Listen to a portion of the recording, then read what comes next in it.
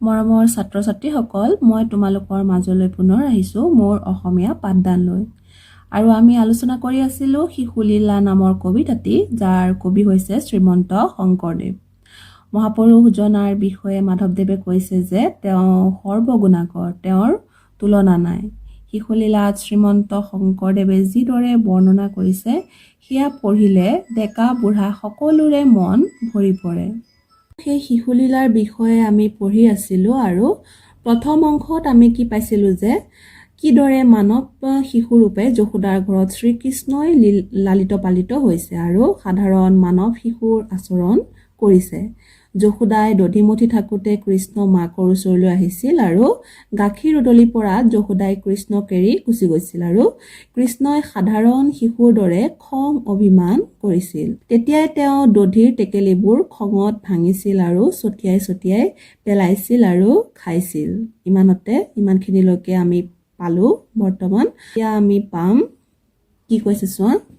জানিলা পুত্ৰৰ কৰ্মগোপী, হাঁহিয়া দেখিলা পখী খুপি, উৰল ওপৰে বহি হৰি, ভুঞ্জন্ত লবনো চুৰি কৰি। ইয়াত কৈছে যে পুত্ৰৰ কৰ্মবোৰ যশোদাই দেখিছে আৰু লবনো চুৰি কৰি উৰালত বহি যিদৰে আছে সেয়া কেৱল শ্ৰীকৃষ্ণইহে কৰিব পাৰে। সিকিয়াৰ পৰা নমাই আনি বানৰকো দেন্ত দলি হানি, শংকিত নয়নে নাহি শাৰী, দেখিয়া যশোদা লৈলা বাৰী। কৈছে যে সিকিয়া মানে ৰছীৰে প্ৰস্তুত কৰা এবিধ সঁজুলি, য'ত গাখীৰৰ কলহবোৰ ওলমাই থোৱা হয় আৰু তাৰে পৰা কলহ নমাই আনি বান্দৰকো শ্ৰীকৃষ্ণই খাবলৈ দিছে। আৰু শংকিত নয়ন দেখা নাই, মানে কৃষ্ণই যশোদালৈ ভয় কৰা নাই আৰু তাকে দেখি এইবাৰ মাকে বাৰী উঠাই লৈছে, আচাৰি উঠাই লৈছে শ্ৰীকৃষ্ণক মাৰিবলৈ। মাৰিব বুলি গম পাই কৃষ্ণই এটি সাধাৰণ শিশুৰ দৰে দৌৰিছে, ভয়তে পলাইছে। মাৰিবে আসন্ত জানি দৰে, দিলা লৰ নামি উৰলে, পাছে পাছে যশোদা খেদন্ত, ভয়ে লাগ মাওক নেদন্ত। শ্ৰীকৃষ্ণই সাধাৰণ শিশুৰ দৰে দৌৰিছে আৰু পাছে পাছে মাকেও খেদি কৃষ্ণক মাৰিবলৈ দৌৰাইছে। তাক যোগী নাপাৱে ধ্যানত, হেন হৰি পলান্ত ভয়ত, পুত্ৰক খেদন্ত মহাসতী, শ্ৰাণী ভৰে আক্ৰমিলা গতি। আৰু ইয়াত কি কৈছে যে যিজনক ধ্যান কৰিও যোগীয়ে নাপায় তেনে এজন অপাৰ মহিমাৰ ভগৱানক পুত্ৰৰূপে যশোদাই লাভ কৰিছে আৰু মাৰিবলৈ খেদাই ফুৰিছে।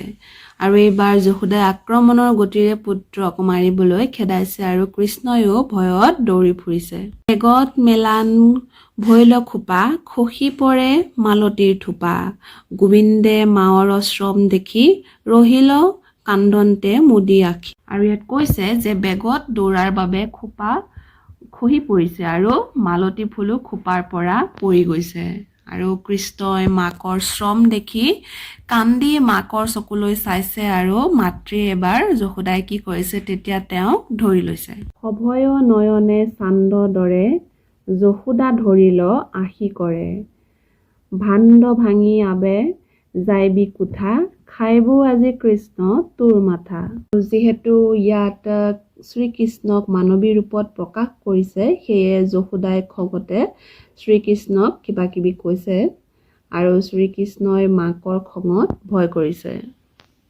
সকল লবনো কৈলি নাশ, শুনি প্ৰভু ভৈলা মহাত্ৰাস, দেখি বাৰী এৰিলাহা সতী, কৃষ্ণক বান্ধিবে ভৈলা মতি। যে যশোদাই এবাৰ শ্ৰীকৃষ্ণৰ দুষ্টামিৰ বাবে শ্ৰীকৃষ্ণক ধৰি লৈছে আৰু এইবাৰ যশোদাই ৰছীৰে বান্ধিবলৈ চেষ্টা কৰিছে।